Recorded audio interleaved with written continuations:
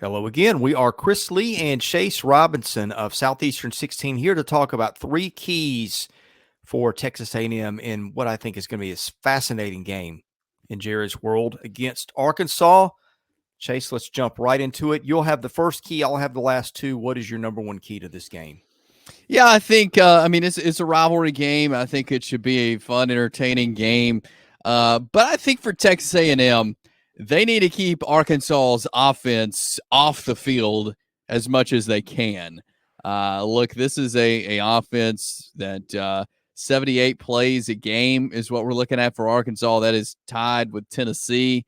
And Arkansas is one of these teams that they're going to get the football. We saw this in the first quarter against Auburn. They got the football and they weren't giving it up. They're going to run the ball. They're going to run clock off. And they had the ball. I don't know the exact percent, but a little over 90% of the first quarter, they had the ball against Auburn. Like, they're going to get it and they're going to hold it. And so I think it's going to be crucial for Texas A&M to not let that happen.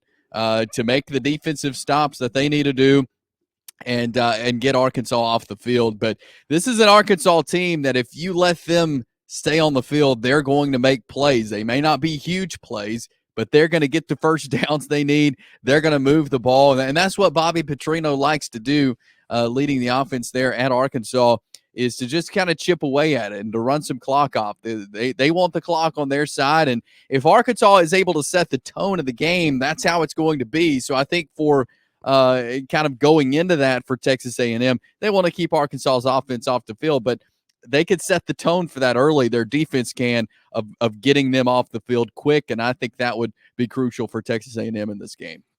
Well, Chase, you said they're tied with Tennessee, and let's not forget they missed 10 minutes at the Pine Bluff game because That's true, had yeah. fast clock. So really, they average more plays per game than anybody in the league does. If you figure that with 10 more minutes, they would have run a snap somewhere. So anyway, number two, I think it's having Marcel Reed make plays. Now, we think he's going to be the starter as we're doing this on, what is it, Thursday? Thursday, yeah. Yeah, so Marcel Reed has really, really made plays with his feet and ignited that offense. And Arkansas stops the run. And you look at running backs, Ollie Gordon may be the best running back in the country, 17 carries for 49 yards a couple of weeks ago. So it feels like they are stopping the run at the running back position.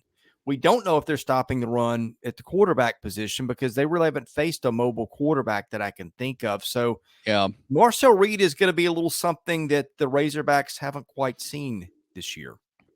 Yeah, and I think that could be big, and Connor Wegman, they're saying they're hopeful they can have him for this game, but still with the AC joint sprain, I don't know if we'll see, even if he is available, if we'll see him a lot. I think this is, we could see him some, but not the whole game or not start. But yeah, if Reed can get loose, I think that would be big to be able to get the run game established and everything, because you're right, Arkansas has not faced a mobile quarterback, and I think Reed has shown glimpses that he can be a good mobile quarterback.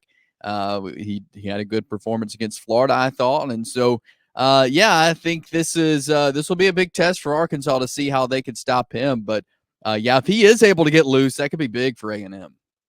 I'll give you key number three in just a second, and hint, it also involves quarterbacks. But first, a reminder, BetOnline is the world's most trusted betting platform and your number one source for everything football. BetOnline has every stat, every matchup, even live odds and spreads to bet on during the games. Think you know your stuff? Get in on our $200,000 mega contest. Pick 5 games against the spread every week for your chance at weekly prizes and a share of $200,000. When the game's over, head on to our online casino, get in on a game of blackjack or poker, or unwind with one of over 150 slots games. Head to the website today to get in on all the action. BetOnline, the game starts here. All right, my third key involves Arkansas's quarterback, Taylen Green, and we think he is a tremendous player. Great fit for Bobby Petrino's offense. But his completion percentage has meandered south to where you want it lately. I think the key here is get him off rhythm. Maybe that results in turnovers, but it can also just having a series of incompletions in a row some 3-and-outs, that gets you off the field too. I just think throwing Taylen Green off his rhythm is going to be a big factor if A&M wants to win this one.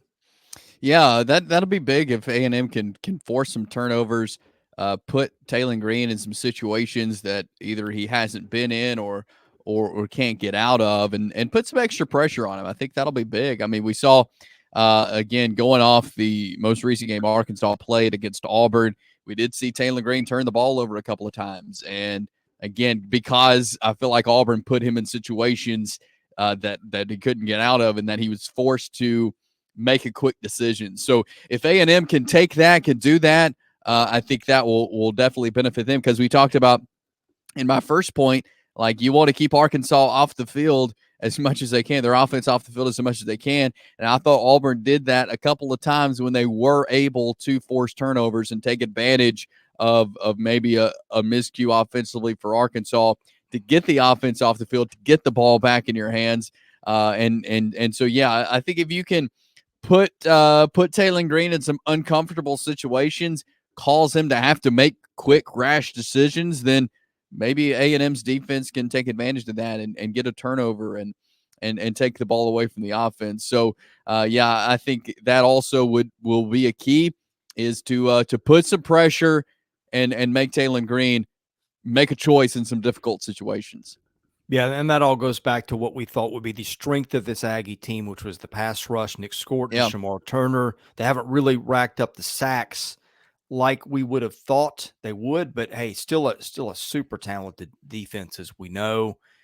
And Arkansas is given up a few. They've given up 9 sacks so far, which is, top third of the league in a kind of a bad way. So there's also that. So keep in mind, if the Arkansas pass rush comes alive in this game, that could have a big hand in forcing Taylen Green into doing some things that you wish he wouldn't do if you were an Arkansas fan or coach. All right, thanks for watching this here. We'll be here to recap the game afterwards. We recap games live about the time action is winding down on Saturday night. So look for us to do something near the end of that Alabama-Georgia game, maybe, especially if it's one-sided. We'll recap what everybody did on the day. Get that by hitting the subscribe button. That's free. Hit the like button. That helps our analytics, and enable your notifications. So, when we do videos, we do baseball, basketball, football year round, and literally we do stuff on those other teams in the off season. So hope you like what we do. Tell a friend. And if you're interested in advertising, we reach millions a year. Caroline.smith at Southeastern14.com. For Chase Robinson, I'm Chris Lee. You've been watching Southeastern 16, presented by BetOnline.